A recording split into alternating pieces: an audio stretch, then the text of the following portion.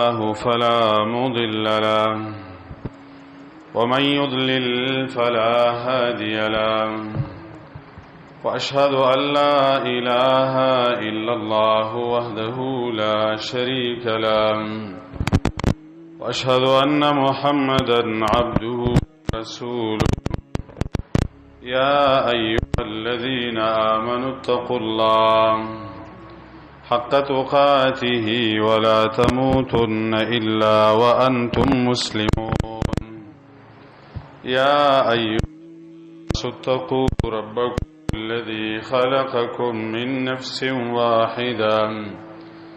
وخلق منها زوجها وبث منهما رجالا كثيرا ونساء واتقوا الله الذي تساءلون به والأرحام إن الله كان عليكم رقيبا يا أيها الذين آمنوا اتقوا الله وقولوا قولا سديدا يصلح لكم أعمالكم ويغفر لكم ذنوبكم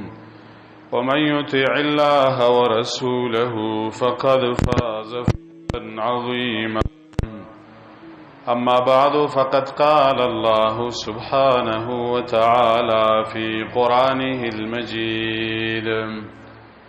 أعوذ بالله من الشيطان الرجيم ظهر الفساد في البر والبحر بما كسبت أيدي الناس وقال رسول الله صلى الله عليه وسلم إن العبد ليحرم الرزق بذنب يصيبه عزتمندو مسلمانانو دا الله سبحانه وتعالى په دنیا کې قانون او طریقه دا چې خلق او بد خلق د دې دوانو د صفاتونو تمیز الله کړی په قران کریم کې الله رب العالمین د جنتیانو صفات هم بیان کړی دي او دا غي سره سره د جهنميانو صفات هم الله بیان کړی دي دغه شانته کې الله سبحانه و تعالی د مؤمنانو صفات هم بیان کړی دي قران کریم کې د دې سره سره د کافرو صفات هم بیان کړی دي او د قران کې احادیثو کې چې څومره صفات راځي او الله بیان کوي موږ تاسو مقصد دای زمارونو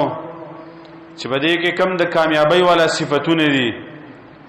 د اهل ایمان صفاتونه دي دا به موږ په ځان کې پیدا کوو دا زمونږ ذمہواری ده دا د دې لپاره الله را لېږلي دي او د دې لپاره بیان شوی دي چې دا به مؤمنان په ځان کې پیدا کوي لکه قران کې تقریبا 100 پوری صفاتونه دا الله د اهل ایمان ذکر کړی دي دغه شان د کې د کافرو صفاتونه راوړي دي نو داغه کې مقصد دار چې ردینه به موږ ځان ساتو خولي صفات به بزان کې پیدا کوو د مؤمنانو صفات د جنتیانو صفات او ناکار صفاتونه قبیح صفاتونه د دینه به موږ او تاسو ځان ساتو ځکه زمارونو دا د الله سبحانه و تعالی قانون دی چې په ګناه باندې الله رب العالمین چاله خې بدلې نه ور کوي یو سړی دی کوي ګناه او الله دی ول خې بدلې ور کوي دا الله رب العالمین د څه نه کوي او یو سړی دی کوي نیک عملونه د دې مخلص او مؤمن او الله دې له سزا ور کوي د څه الله نه کوي دا د الله سنت نه دی دا د رب العالمین طریقه نه د زمارونو د الله رب العالمین طریقه دا د خوب خبر لملاویږي او د بدو بد بدلی ملاویږي من جاء بالحسنه فلا يجزى الا مثلها الله فرمایي چا چې نیکی کړي دا نو نیک بدله به ملاویږي چا چې بد اعمال کړي دي بد عقیده بد صفاتونه بد عملونه دي پچا کې دا غي باره کې الله فرمایي چې ردی بدلی به بدی بدلی چې هغه د رب العالمین عذابونه دي او د الله رب العالمین د طرف نه سخت سزاګانې دي چې دا به خلکو ته ملاويږي زمارونو د الله رب العالمین قرآن کریم کی فرمایلی دی ما چې کوم آیت ولستو چې ظهر الفساد فی البر والبحر بما کسبت ایدی الناس. الله فرمایي دی وچه کې لمده کې څومره فساد پیدا کیږي په دې عالم او په کائناتو کې چې څومره ورانه پیدا کیږي د دې سبب چې د انسانانو اعمال دي. څومره نقصان چې پیدا کیږي پر رزقونو کې نقصان پیدا کیږي بدنونو کې نقصان پیدا کیږي موسمونو کې نقصان پیدا کیږي حاکمانو کې نقصان پیدا کیږي یا په فصلونو کې نقصان پیدا کیږي آمدنو کې نقصان پیدا کیږي. د دې ذمہوار چې دا انسانان دي د دې ذمہواری الله په بندګانو ورچولې ده. الله فرمایي دا تاسو د اعمالو بدلی دي تاسو بد عمل کوئ دغه به بد نتیجه راوځي او دا دقه شانته کې وشول زمارونو منګه بد عمل شو زمنګه عقیده خراب شوي زمنګ په اعمالو کې فرق راغی اخلاقو کې فرق راغی عبادتونو کې فرق راغی او په معاملاتو کې ډیر زیات فرق راغی. د دې وجه نه زمانونو ډیر زیات تغییر راغی حالاتو کې ډیر زیات ښکارا فرق راغی او د مشرانو په خپل سترګو باندې ولید چې نن نشپېته اتیا کاله مخکې څه حالاتو او دا اوس څه حالات دي او د دې نه چې بس وروسته په سونو صدو وروسته لاړ شي بیا خو ډیر بل شانته کې حالاتو او دا اوس چې کوم حالات دي دا زمونږ او تاسو د اعمالو آثار دي دا زمونږ او تاسو د اعمالو نتیجې دي او دا غي بدلی دي. حدیث کې راغلي دي او اثر کې اعمالکم عمالکم تاسو عملونه دا په تاسو باندې حاکمان دي تاسو باندې چې څه قسم فیصله کیږي تاسو په باره کې چې کومه فیصله کیږي دا غي ذمہوار چې دا بس تاسو عملی د تاسو د عمل د وجنه به دا فیصله کیږي کې خې فیصله راتلې حالات برابرو رزقونه پراخو حاکمان نیکان صالحانو او دغه شانته کې نور ټول حالات برابرو امنو خوشحالي وا پوه شه چې دی خلکو کې ډیر زیات خیر دی او د دې خلکو نه الله رب العالمین راضي دی او الله ته خوشاله دی. خو چې کله داسې حالات جوړ شو زمارونو چې نارینم خفه او زنانم خفوي او دغه شانته کې ځوانانم خفه او بوډاګانم خفو او په ډیر سو کې د خلک تنګو رزقونو کې فرق صحتونو کې فرق راغی او په هر سیس کې حکمرانانو کې فرق راغی نو بیا به دې خبره باندې پوه شي چې د دې خلکو په اعمالو کې فرق راغی او الله رب العالمین د دې خلکو نه خفه دی. دا ښکارا ثبوت دی زمانونو ښکارا دلیل لري د خبرې چې الله رب العالمین د چانه خفه شي د کوم خلکو نه د کومې زمانه د خلکو نه چې الله خفه شي باغ خلکو حالات چې دا خرابېږي دا د غوی د مزاج مطابق نه بارانونه د غوی په مزاج نه کیږي حاکمان د غوی د مزاج مطابق نه رزقونه او آمدنی د غوی د مزاج مطابق نه او چې کله الله رب العالمین راضي وي زمارونو بیا هر څه چې دا ډیر زیاتی به ډیر زیاتی پراخین الله رب العالمین دی بندګانو لور کوي او دې ته عواقب الذنوب ویل کیږي. عواقب الذنوب شیخ الاسلام ابن قیم رحمه الله هغه یو کتاب لیکلی الجواب الکافی فنم باندې لمن سأل عن الدواء الشافی چاته دی یو مسلې تپوس کړو په یو سړی کې یو نقصان پیدا شوی نقصان داو چې هغه یو دینی بیماری لګیدلې و اگر هغه شیخ صاحب نه تپوس کړو چې ماته د سیو بیماری لګیدلې ده د دې باب کې مال جواب راکا هغه لګیا شي کتاب او ته ولیکه جواب الداء والدواء بیماری او دغه علاج کتاب او ته بدی موضوع باندې ولیکه الداء والدواء بیماری څه او علاج څه او باقي کې بیا هغه ډیر عجیب کتاب لیکل دی بندل الله ډیر ناشنا علم ورکړو د چې لیکل کړي دي نو هغه هر کتاب ډیر زیات ناشنا لیکل کړي په هر موضوع باندې ډیر زیات د علمونو یو غټه دروازه الله په باندې را کولاو کړي و نو په دې کتاب کې هغه یو فصل خېده د عواقب الذنوب په نوم باندې چې د دې ګناونو څه انجامونه دي د دې څه قسم سزاګان الله په دنیا کې ورکړي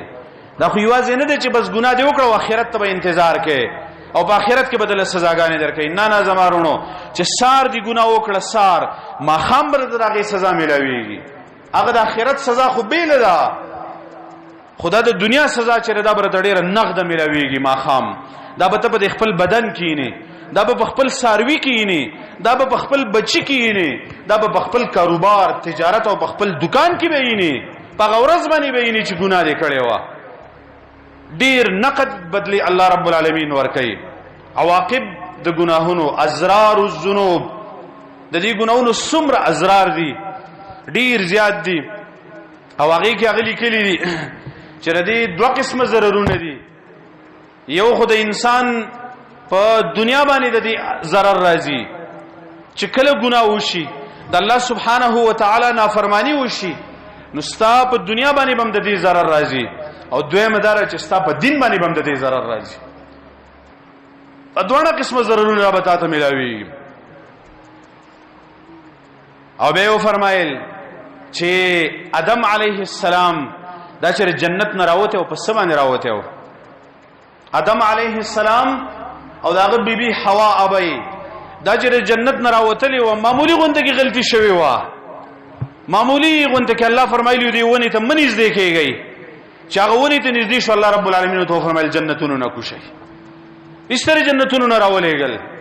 دای د سبب وجر علی ګلیو دا د الله رب العالمین چې کوم امر شوی دا هغه امر مطابق کار نه شوی او دویمه زمارونو ابلیس دا د اسمانونو کې اوسېده ډیر اوچت مقام ول الله رب العالمین ور کړو او د الله پر رحمتونو کې اوسېده د الله د رحمتونو نه چې دی راغی د الله دشمنی ته ودرېده دغه سبب څه شو د الله رب العالمین نافرمانی و دا د ګناه د وجې نه د سچل شوی د ابلیس شکل چې بدل شوی دغه اثر چې دا ګناهونه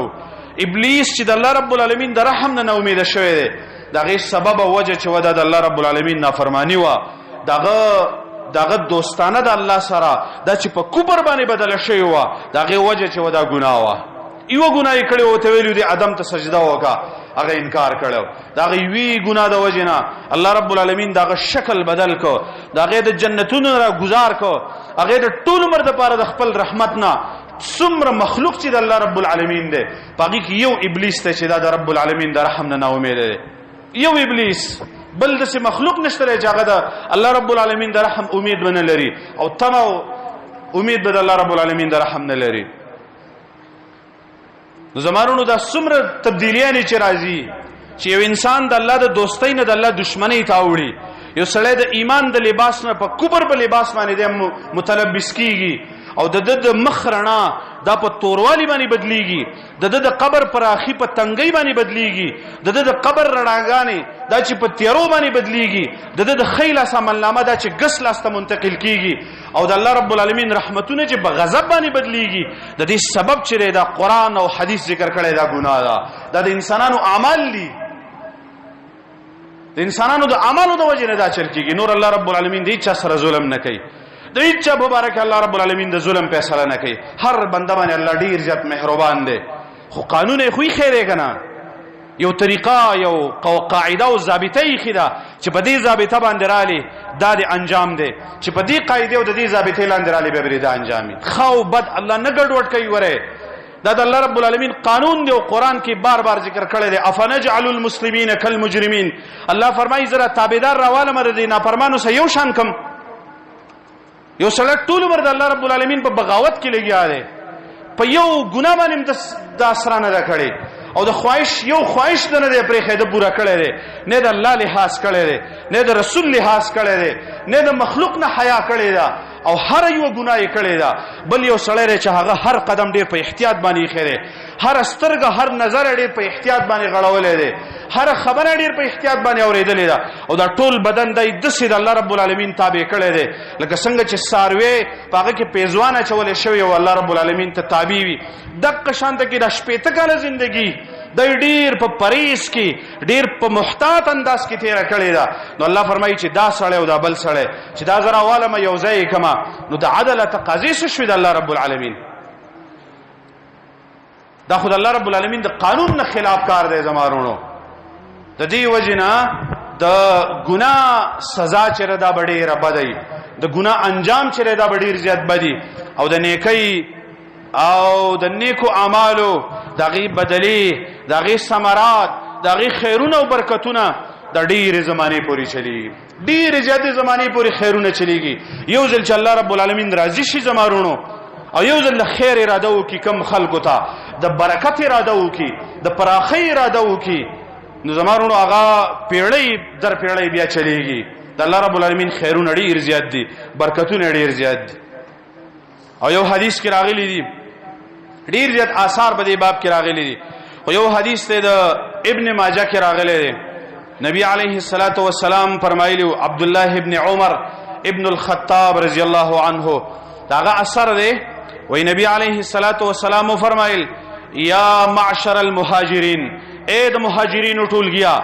خپل خصوصي ملګری مهاجرین هغوی ته خصوصي خطاب وکړو. نور ټولو مسلمانانو ته دا خطاب کړی دی. انصار مهاجرین د هغه زمانې خلک او د دې زمانې خلک دا ټول مخاطب دي په دې خطاب باندې.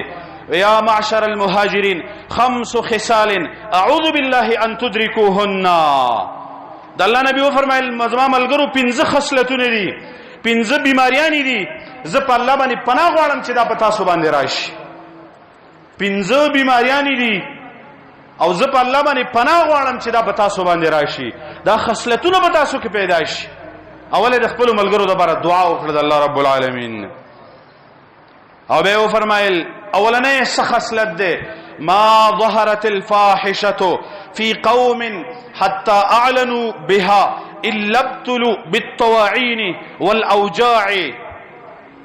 د الله نبی یو ډیر کلی قانون ذکر کړی دی تر قیامت پورې. یو انټرنیشنل فارموله ذکر کړی دا د خپل امت د لپاره. اولنۍ فارموله دا کم قوم دا چې په حاشي شروع کی او حتی اعلنوا بها خکره په حاشیانی شروع شي، علی الاعلان په حاشیانی شروع شي، بازارونو باندې کې او عام پر کلو کې او په بازارونو کې او پر ټول وطن کې په دې کې کله په حاشیانی شروع شي، بے حیایانی شروع شي، زناګانی شروع شي، بد عملونه شروع شي. او د الله نبی و فرمایل چې دا ښکارا کیږي. ښکارا ډېری خبرې دي زمانونو زبې نکوم، تاسو به د هغې په باب کې ډېر زیات معلومات لرئ. زمانہ خدا خبره چې د الله نبی کړی دا شوی دا څه چې د الله نبی ویلي دي که نه دقه شانته کې وشو. د مسلمانانو په ملکونو کې، د مسلمانانو په کلو کې، د مسلمانانو په بانډو کې دا کارونه وشول. حتی اعلنوا بها د الله نبی و فرمایل چې علی الاعلان گناهونه شروع شي. نو یې فرمایل الا ابتلوا بالطواعین، الله یو سزا دار راولي چې وباګانې الله راولي. نمبر 1 ګناه، نمبر 1 سزا د فحاشۍ لومبنه رد عمل، د دې ګناه لومبنه ریاکشن دا بدای چې وباګانې بد الله رب العالمین د طرف ناراضي. طواعین طاعون برازي، وباګانې قسمه قسم د سی بیماریانه برازي چې هغه به د وبا په شکل باندې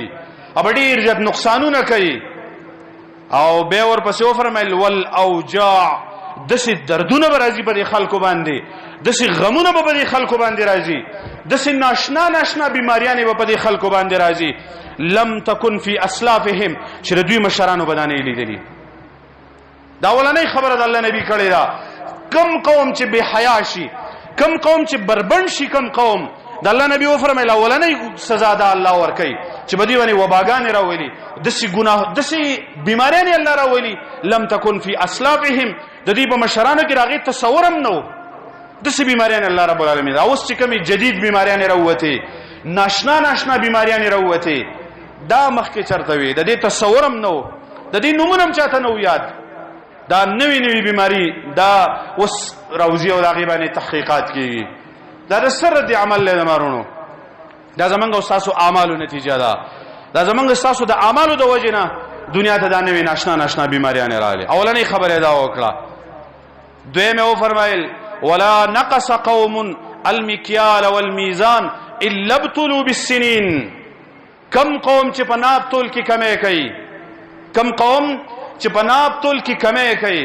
الا ابتلوا بالسنين وشده المؤونه وجور السلطان. درې سزاګانې الله رب العالمین به د عمل باندې ور کوي. د دې ګناه انجام بدایي چې دا درې ګناونه په کم قوم کې پیدا شي. دا یو ګناه چې کم قوم په ناب تول کې کمې شروع کی، درې سزاګانې. نمبر 1 الا ابتلوا بالسنين، د الله تعالی طرف نه قاتونه بیا راځي، بیا به قحط راځي، قحط غلو کې به کمواله راځي، غلبه ډیره په تکلیف باندې ملاويږي، ډیر زیات په مشقت باندې به ملاويږي. نمبر 1. دویمه او فرمایل وشدت المؤونه، الله رب العالمین به دا خلق په سخت مشقتونو کې مبتلا کی، دی باندې به ډیر زیات مشقتونه الله راولي. رزق بول ورکي خو په اسانه به نه ورکي، ډیر مشقت نه بعد، ډیر زیات د ستړي نه بعد، ډیر زیات په خپکیږي راغی نه بعد بدته به ملاويږي. نور د سړي مشقتونه به الله رب العالمین به خلکو باندې راواچي. او درې مې فرمایل وجور السلطان، ظالمان بادشاہان بل راولېږي. چې کله دا چلو شو ناب تول کې کمه راغې، نو د الله نبی فرمایلی دي چې ظالمان برازي، او دغه شانته کې وشول زمارونو ظالمان، هغه ظالمان چې هغه زمونږ او تاسو مالونه راځي په خپل اکاونټونو کې جمع کوي، زما استاد غریب نه ټیکس را جمع کوي، زما استاد غریب باندې درنې ټیکسونه کړي او هغه راخلي او د خپل بچو د خپل ذاتی اکاونټونو کې د قوم مالونه دا جمع کیږي، او کله یو ملک ته او کله بل ملک ته ځي. دغه وجه دا وا چې الله نبی فرمایلی چې ناب تول کې کله کمه شروع شي. س ظالمان بادشاہان دي، صدا پبلک ډیر وی ظالم دي، دا پبلک د ظالم د بادشاہانو نم ډیر وی ظالم دي، خو د دوی وس نه کیږي.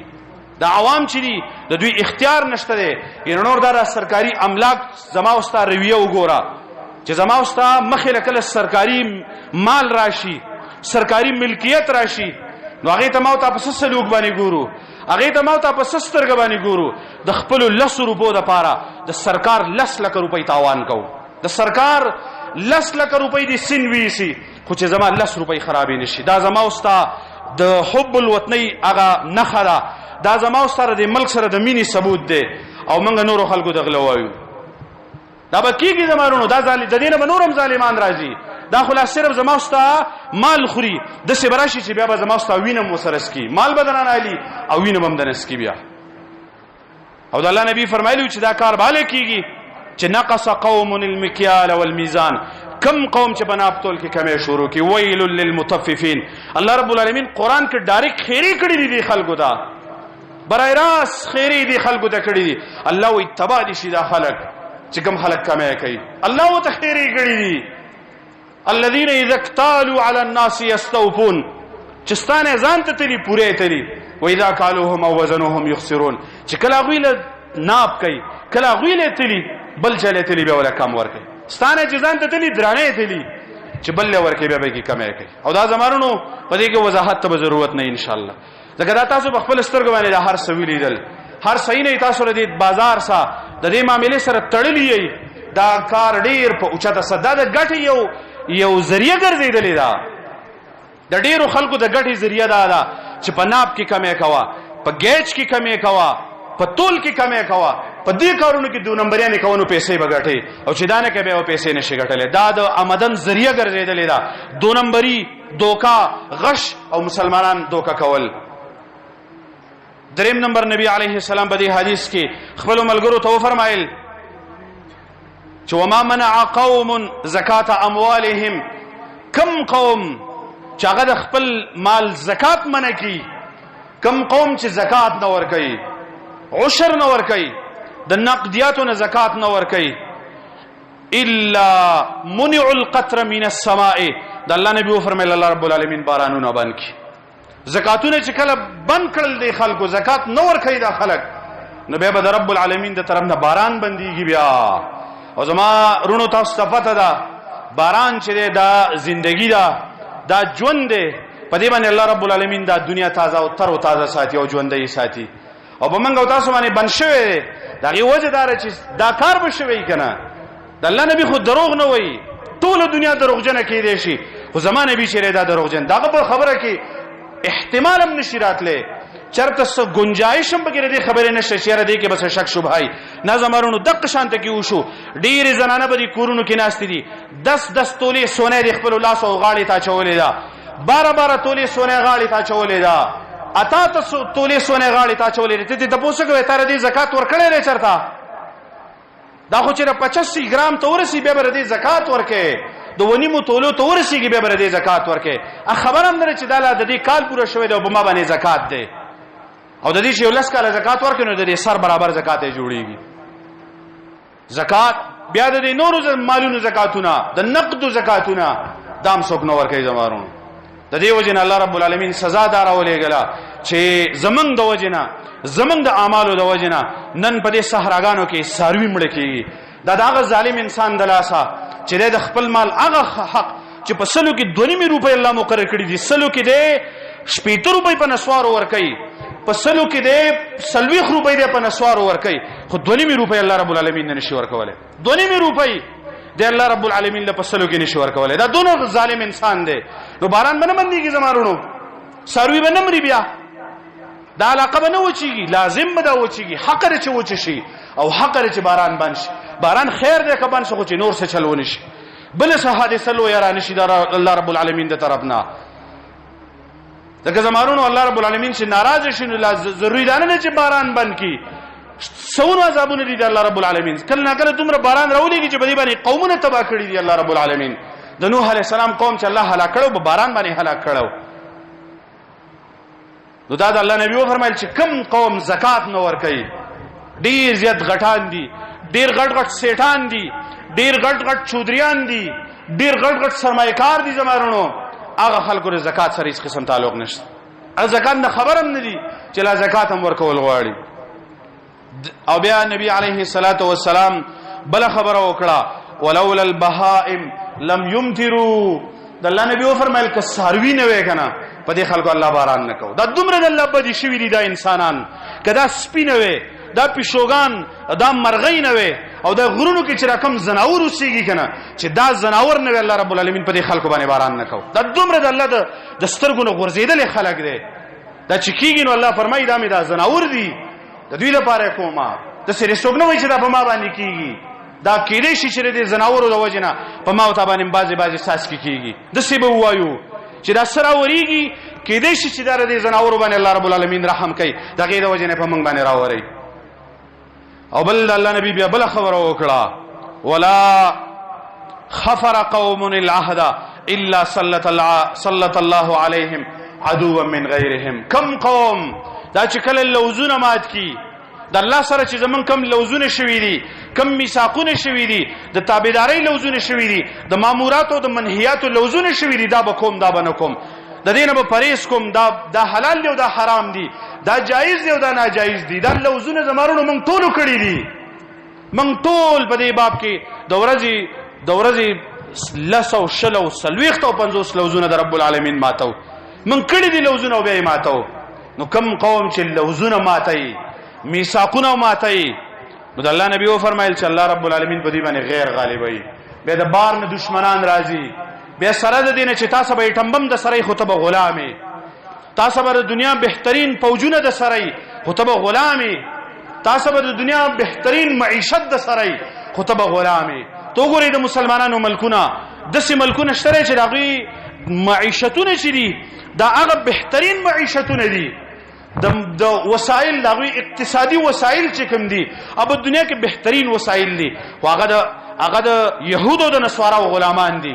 هغه د يهودو د نصاراو د امر لاندې ژوندۍ تیری. او دسه مسلمانانو ملکونه مشته بهترین اسلحه وسره دي، بهترین فوجونه وسره دي، خو غلامان دي.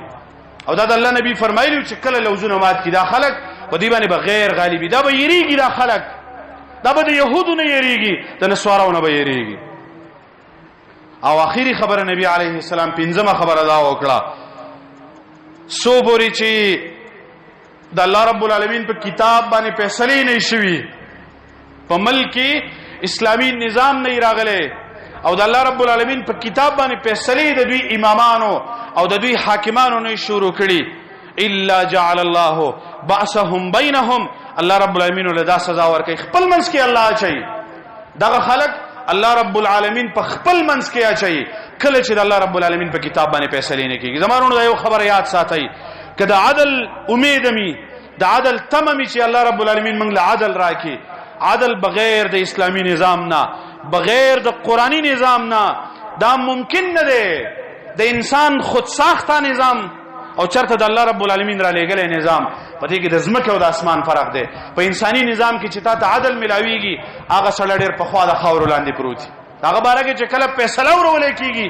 اتلې د خاور لاندې پروت جج صاحب ته خبر هم نه. یو د الله رب العالمین کتاب دی، یو د الله سبحانه و تعالی قانون دی، ډېر نقد او فوري انصاف به تعالی درکړي. دا پنځه خبرې وي چې الله نبی فرمایلی په دې پنځو ګناہوں باندې الله رب العالمین دا پنځه سزاګانې ورکړي. د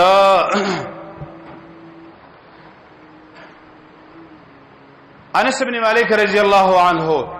داغه په اثر کې راغلي دي وایي د نبی علیه الصلاۃ والسلام په زمانه کې زلزلہ راغلی و، زمکه حرکت کړو، نو د الله نبی او ته فرمایلی چې اسکونی زمکه ته ول په سکون شه، فانه لم يأن لك بعد، ستا د زلزلې وخت لا نه دی راغلی. مطلب دا چې دا وخت نه لري چې ته دی وخوځيږي، ستا د پاسه ډیر بهترین خلک آباد دي، ستا د پاسه پیغمبر آباد دی، یو ډیر بهترین اسلامی نظام چلیږي، یو اسلامی ریاست دی، او د دنیا له ټولو نه پاک خلک چې دي دا ستا د پاسه دي، تا د حرکت ټیم چې دی نو دا نه دی راغلی. بیا د عمر بن الخطاب په زمانه کې رااله زلزلہ چې د عمر بن الخطاب په زمانه کې رااله، نو عمر بن الخطاب امیر المؤمنین د مسلمانانو خلک راغون کړل، تقریر وکړ خلکو ته، او یې فرمایل یا ایها الناس، ویلې خلکو ما كانت هذه الزلازل الا على شيء احدثتموه، ولدا زلزلہ چې راغلی د داسې نه راغلی تاسو څه چل کړی دی، څه نقصان هم کړی دی، د الله په حق کې کوتاهی کړی دا، ذکر زلزلہ راغلی دا. او بیا یې ورپسې و فرمایل والذي نفسي بيده لئن عادت لا اساكنكم فيها ابدا، ولکبیا زلزلہ رااله کله دینه بعد ببل زلزلہ رااله، نو عمر به بیا تاسو په مدینه کې نوسی، زبر به د دې کلی نه هجرت کوم، بیا د دې خلکو سبه زنه اوسېږم چې د الله رب العالمین دومره غوسه شوی دی چې باغی باندې دا ټول زمکه خوځي، د دې خلکو سبه عمر نه اوسېږي، زبر دې کلی نه بیا کډاوړم. عمر بن الخطاب ته فرمایلی ول ځکه چې تاسو ګناونه کوئ، نافرمانی نه کوئ، د دې وجه نه دا زلزلہ راغلی دا. معمولی غونډه کې یو زلزلہ راغلی و زمارونو په موږ باندې خامخا به میاش دو درې بعد یو حرکت راځي، یو جټکه راځي، زمونږ او تاسو اس قسم سے تغییر سے تبدیل دار ازین سره بارول خو بده باندې سوچ وکا چې د الله رب العالمین د طرف نه راکم عذاب راځي، دا کومې دمکیانې چې موږ او تاسو ته راځي دا سره بار راځي، تر دې بار راځي چې تاسو برابر شئ، تاسو سم شئ، تاسو خپل اصلاح وکئ، تاسو الله رب العالمین طرف ته راوګرځئ. دا عذابونه د الله مهرباني ده زمارونو، کله چې به کې چاته مهلت ملاو شي او موقع ملاو شي چې صرف د دې لپاره چې الله رب العالمین خپل بندگان راوګرځي، تنبیه ور کی، خبرداري ور کی، نو دا د الله رب العالمین د طرف نه رحمت دی خلکو د پاره. او دا شانته کې ډیر زیات احادیث او ډیر زیات آثار په دې کې راغلي دي. او زمارونو د ګناهونو یو ډیر لوی نقصان او یو ډیر لوی ضرر هغه کې اولنې ضرر دا دی چې د ګناه د وجنه د انسان د زړه نور ختميږي، د ګناه د وجنه د انسان د زړه نور ختميږي. دا اولنې ګناه شیخ ابن قیم لیکلی دا اثر دا دی، د دې عبادتونو رڼاګانې دي پر زړه کې جمع کیږي، دا یو نورانیت د انسان په زړه کې وي، دا د رڼا سره تعلق دی، د انسان خواله او بدواله دا د زړه رڼا ده زمارونو. رڼا چې په زړه کې ډېرې به ور د ګناهکاری، رڼا چې په زړه کې نو به ور د ګناو د ثواب تمیز ختم شي، بیا به د جایز او ناجایز فرق شری دا بیا ختميږي، به د الله رب العالمین نه یاره چې دا ختم شي. نو ولنې اثر بر دی دای د ګناه چې دا به د انسان د زړه نه هغه رڼا چې دا ختمي. امام شافعی رحمه الله د دې استاد وکیع رحمه الله په نوم باندې مشهور فقيه دی. امام شافعی وی زلالما خپل استاد ته ویل چې حافظه می خراب شوې ده، سم یادېږي نه، شاکوت الی وکیع سوء حفظی، ډېر بهترین شاعر امام شافعی رحمه الله، خو شاعری به نه کوله ځکه ول شاعری زماره شان سره برابر نه راځه، علم والا یم. نو دا خبر خبرم په شعر کې کړی دا، شکوت الی وکیع سوء حفظی فارشدنی الی ترک المعاصی. او استاد راته ویل چې ګناونه پرې ذهن بری خشي، حافظه بر ډیره جاته قوي شي، فاوصانی الی ترک المعاصی. او بیره تو فرمایل چې فان العلم نور من الهی، ځکه علم چې دا رڼا ده او د الله رب العالمین رڼا ده، و نور الله لا یعطى لعاصی. او چې کوم سره ګناه کوي الله ول علم نه ور کوي، دا د الله رب العالمین قانون دی چې نور او رڼا او تیار دا دونه په ځړه کې نه جمع کیږي. د قران علم د حدیث علم دا رڼاګانې دي دا چې زړه ته ورچې د دین مخکې د خپل زړه به پاک د تیرونه د هر قسم تیرونه به پاک کې بیا به کې دا رڼاګانې راجمع کیږي. دویم د ګناه دویم اثر چې حرمان الرزق انسان د رزق نه محروم کیږي. صحیح حدیث کې راغلی دی د الله نبی فرمایلی دی ان العبد لا يحرم الرزق بذنب يصيبه بندل الله رب العالمین رزق لیکلی دا ول ورکوم داغه نه اچانک پدې کې ګناه وشي است الله رب العالمین دغه رزق نه محروم کی. رزقونو په باب کې زمارونو د ګرانې او د ارزانې نه متاثر نه شي. دا غره د دې دنیا د دې خلکو خبرې دي ګرانه شو ورزانه شو ګرانی او ارزانی په ما او تا باندې راځي اچھا چې ذمہواری اغسته ده اس قسم اثر پاغه باندې نه کیږي هغه باندې نه ګرانی راځي او نه ارزانی راځي هر څومره ګرانی شراله هغه ذمہوار ذات دغه بیراله راکې یا ډیر او یا لګا یا خو یا نه خا خو ذمہوار دې زمارونو هغه ته ډیرم سګرانه نه داو لګم وته سګرانه یو شانته کې د الله رب العالمین ته ډیر ور کول لګ ور کول خور کول د الله رب العالمین د فرق ماو ته ترې چیرې دا ډیر دا لګا نور الله رب العالمین ته ډیر او لګي وسیز دي. نو الله نبی فرمایلی دي چې د رزق نه محروم کېږي د ګناه د وجنه ګناونه فرید الله بدل رزق درکې دا د حدیث کار ثبوت ده زمارونو ګناهونه مکوا الله رب العالمین د پاسانه باندې رزق درکې. دریما وحشت د سړي بزړه کې پیدا کیږي د الله رب العالمین نه بری دومره یره کیږي دومره یره چې هغه امید به دې ختم شي د الله نه چې کوم د رحم امید هغه امیدونه به شیطان ختم کی چې تا خدا ګناه کړي تا خدا ګناه کړي تا خدا ګناه کړي دا ستا ورتل دی جهنم ته دی ورچول دي. دا وحشت الله رب العالمین د بندا او د الله رب العالمین په منځ کې پیدا شي. داغه بنده به د مخلوق نه میریږي کم بنده چې ډیر مجرم ډیر ګناګاری په دې کې جرأت نه ډیر چا مخ کی خبرې نشي کولای ځکه د خپل کیری او خپل کردار معلومي. بل وحشت بل ذکر کړي چې د ګناونو د وجنه توهن القلب والبدن په بدن او په زړه کې کمزوري پیدا کیږي بدن باندې کمزوري ټیک ټاک به همونځ باندې شکواله د ګناه اثر ده بیخي هټا کټا ختن درست او برابر به خودونه بیکاره سړی بدن جوړ شي دونه سست او کاهل بدن جوړ شي چې مونږ ته باندې شي باسي ده مونږ باندې شکواله نور به خبر آباره پس زړه کې به کمزوري پیدا شي او زړه چې کمزور شي زمانونو دغه سره به په بدن کې کمزوري پیدا کیږي. بلې فرمایلی دي چې د دې سره سره د طاعت نه محروم کیږي د ګناهونو د وجنا د الله رب العالمین تابعداري بس په بدن باندې نه کیږي تابعداري به تنه شي کوله او دا ډیره لوی سزا ده زمانونو چې کله دې سړی نه ګناه وشي الله رب العالمین هغه خپل طاعت نه محروم کوي او دغه شانته کې بلې فرمایلی دي چې د دې سره عمر کمزوري کیږي عمر په عمر کې کمی راځي او د دې سره نور ګناونه پیدا کیږي او ډیر لوی تفصیل شیخ ابن قیم رحمه الله غلی کله ده الغرض زما مقصد پکې داو چې زمنګ استاد ته چې راکمه سزاګانې ملاو شوې زمارونو او دا کمه راته ملاویږي او رستم ملاویږي دا زمنګ استاد د اعمالو نتیجه ده دا زمنګ استاد د ګناهونو انجام ده د دنیا د آخرت غبیل له او په دنیا کې الله رب العالمین دا سزاګانې راکړي کایو دا اراده چې الله رب العالمین موږ له سکون راکړي زمنګ پر رزقونو کې زمنګ په عمرونو کې زمنګ په اولاد کې زمنګ په صلاحیتونو کې الله برکات واچي دا غي ایول را چې موږ ګناونه پریدو او صحیح تابعداري د الله رب العالمین شروع کو. الله سبحانه و تعالی دې موږ او تاسو صحیح مؤمنان جوړ کړي. الله رب العالمین په دې خبر باندې موږ او تاسو د عمل کولو توفیق راکړي. واقول قولي هذا واستغفر الله لي ولكم ولسائر المسلمين.